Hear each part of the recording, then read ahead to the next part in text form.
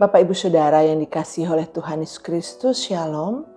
Berjumpa kembali kita pada hari ini Jumat 16 Januari 2026 dalam edisi Sarapan Rohani Jemaat Galang Ninghyang Abihan Basi.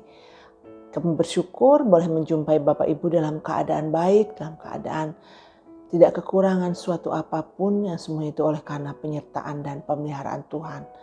Pada hari ini kita akan segera memulai segala pekerjaan dan karya kita. Namun sebelumnya kami rindu mengajak Bapak Ibu untuk bersama-sama merenungkan akan kebenaran firman Tuhan. Sehingga firman Tuhan boleh menjadi penuntun kita dalam segala hal yang kita kerjakan sepanjang hari ini.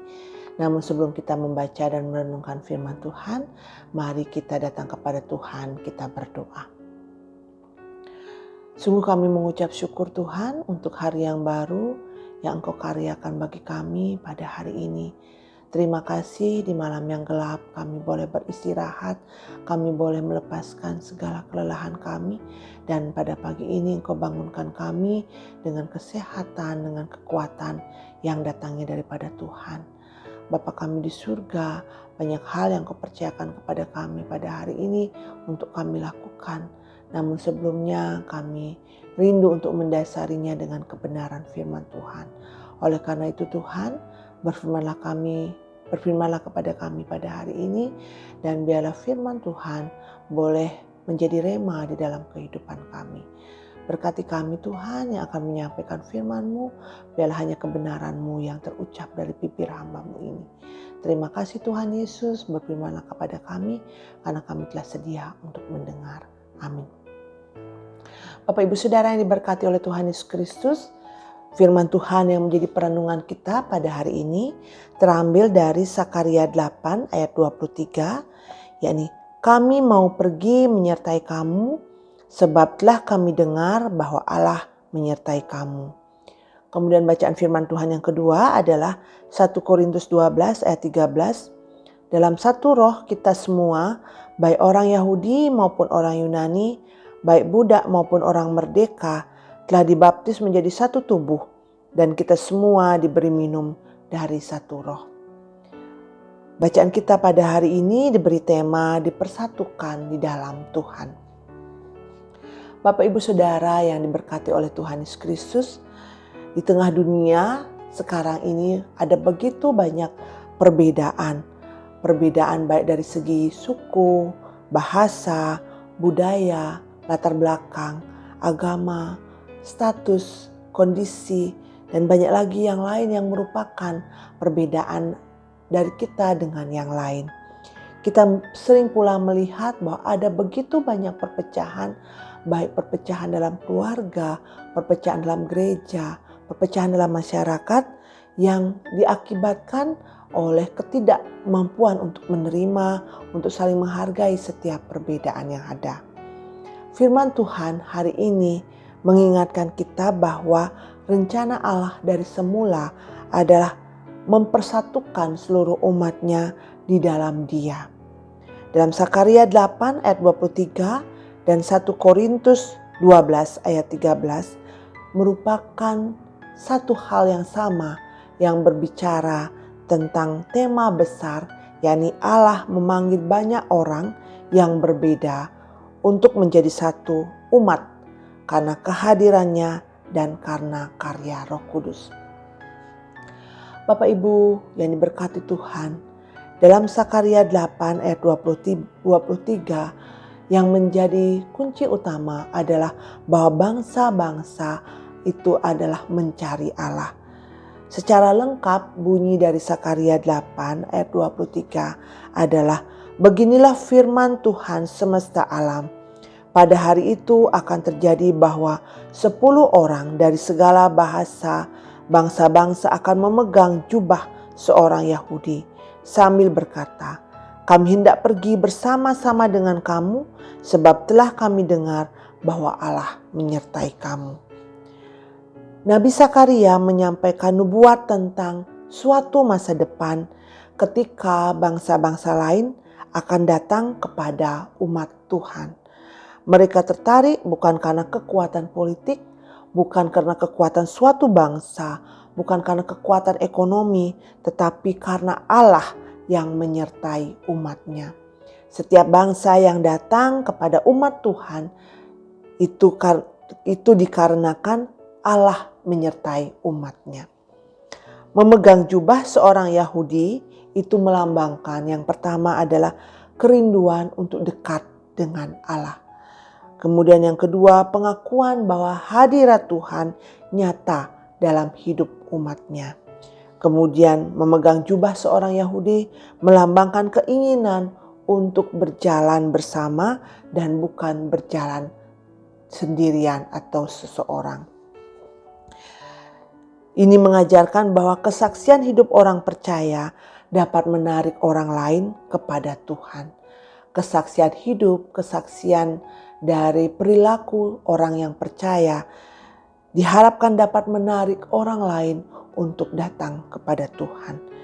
Ketika Allah hadir dalam hidup kita, orang lain dapat melihat dan merasakannya, kemudian datang juga kepada Allah karena kita merupakan kesaksian yang hidup dari Allah sendiri.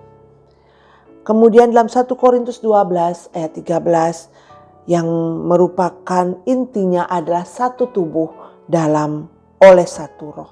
Satu tubuh oleh satu roh.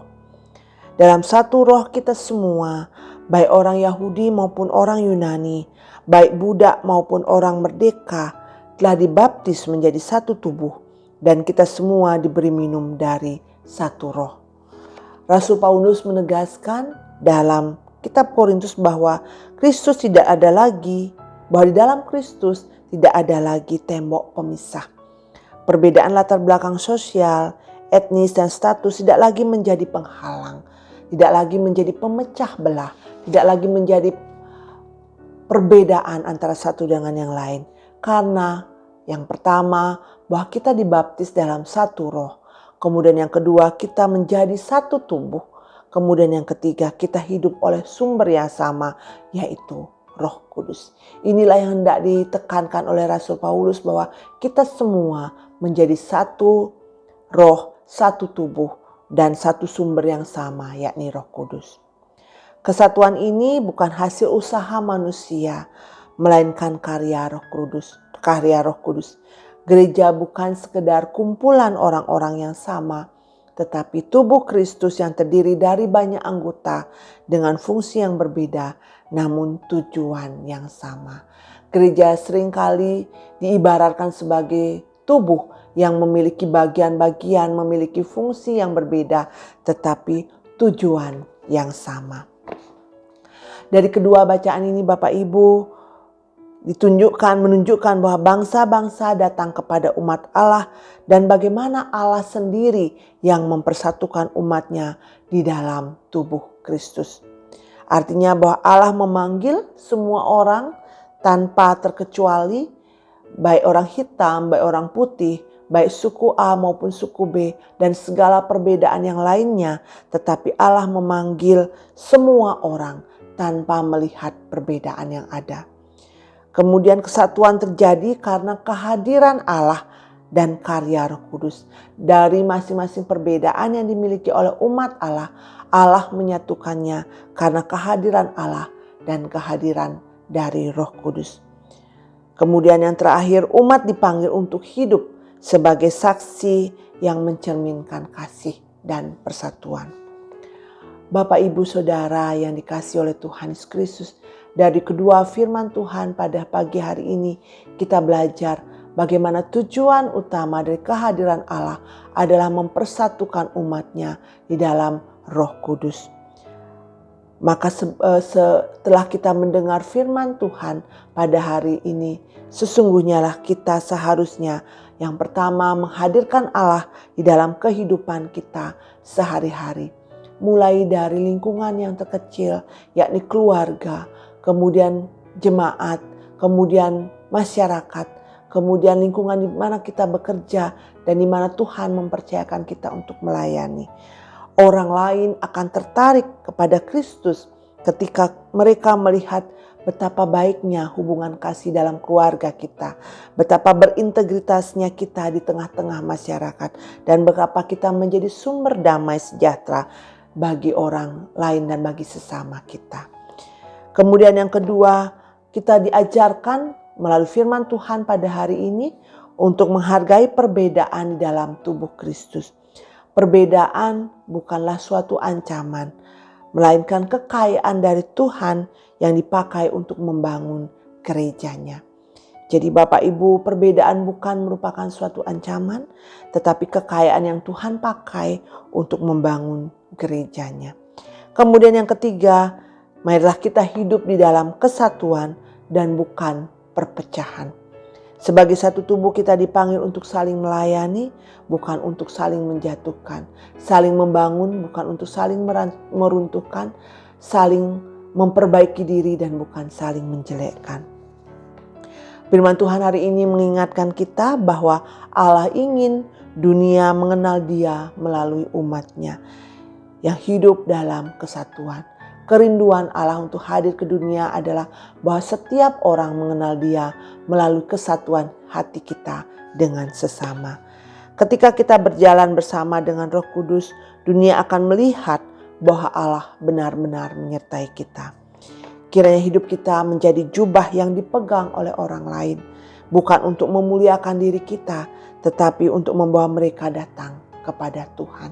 Kiranya Roh Kudus memampukan kita untuk senantiasa menjadi kesaksian yang hidup dan demi kemuliaan bagi nama Tuhan. Amin. Mari kita berdoa. Terima kasih Tuhan untuk firman yang boleh kami dengar pada pagi hari ini, yang boleh menguatkan kami tentang kehadiran-Mu Tuhan ke dunia ini untuk menyatukan kami semua umat-Mu. Ajarlah kami untuk menghargai setiap perbedaan yang ada di antara kami. Sehingga Tuhan, sungguh nama Tuhan dipermuliakan. Nama-Mu boleh dikenal oleh banyak orang oleh karena kesaksian yang kami tunjukkan di dalam kehidupan kami. Mampukan kami Tuhan dalam kelemahan kami, dalam keterbatasan kami, dalam kemanusiaan kami yang begitu lemah dan rapuh Bapa. Kami mohon Engkau yang menguatkan kami sehingga hidup kami yang sementara ini boleh menjadi hidup yang bermakna di hadapan Tuhan. Pada pagi hari ini Tuhan, kami menyerahkan segala pekerjaan dan aktivitas kami. Kami mohon hikmat yang datang dari Tuhan sehingga kami boleh bekerja dengan baik di dalam takut akan Tuhan. Sehingga apapun yang kami lakukan boleh menunjukkan tentang kasih Tuhan kepada dunia ini dan boleh memuliakan nama Tuhan. Berkati kami kemanapun kami melayani Tuhan, baik di rumah kami sebagai ibu rumah tangga dan dimanapun tempat bekerja yang Kau percayakan bagi kami. Kami mohon Kau memberkati kami Tuhan, sehingga sungguh-sungguh kami boleh menjadi saksi-saksi Tuhan, dan di atas semuanya itu sungguh nama Tuhan dimuliakan. Bapa di surga, kami berdoa untuk jemaat kami di Galang Ningkiang Abian Basi ini.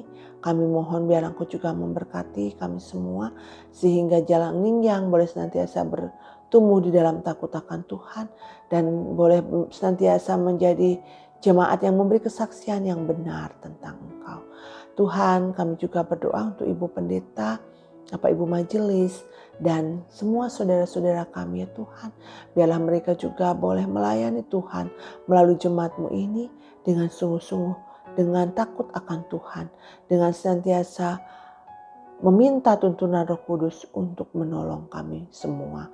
Bapa, jika saat ini kami teringat ada saudara-saudara kami yang sakit, yang mengalami kelemahan tubuh, biarlah lawatan Tuhan juga boleh memberi kesembuhan bagi mereka, sehingga mereka juga boleh merasakan bahwa betapa baiknya Tuhan di dalam kehidupan mereka.